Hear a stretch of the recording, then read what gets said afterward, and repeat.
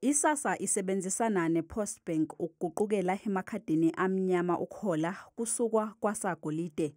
Umphathi wePostbank uthi umnqamlajuqu wangoLwesine awusho ukuthi sebezoyeka ukukhipha amakhadi amasha, kodwa-ke usho ukuphela kokusebenza kwalawo asagolide.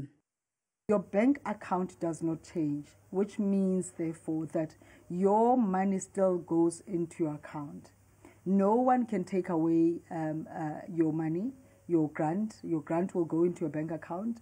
It doesn't matter whether you have a black card or you have a yellow card at the time, your money will go into your bank account.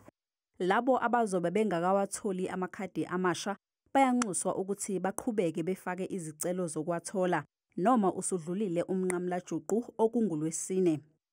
Uma kushaya uLwesine ungakaliguquli ikhadi lakho, ungakwazi ukuyohola imali yakho mathupha eposini usebenzisa umazisi i-ID, kepha-ke ikhadi elidala angeke lisasebenza nhlobo.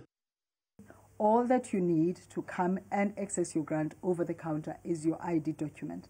You need nothing else to come and do this. And therefore, no one will be left without their grant if you don't have the black card.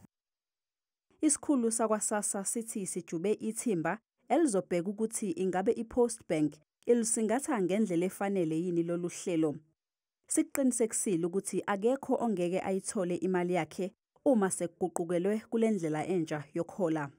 And we want to assure beneficiaries that it is in the interest of all of us that post 20th March, everyone will get their money. There won't be any beneficiary who will not receive the payment. Ihlukene-ke imbono ngokuguqukela emakhadini amasha amnyama eSASSA.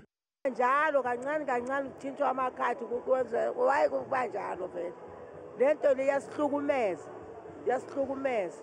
Indaba yokutshintsha amakhadi is totally out of line. I think it is better if we consider ama banks. As sitshentshela ku-black cards, I hope and I think azoba right angeke asogolise because angezwa ama-complaints so far. Abantu bayanxuswa ukuthi bangazami ukusebenzisa amakhadi amadala asagolide ngoba angeke asebenze.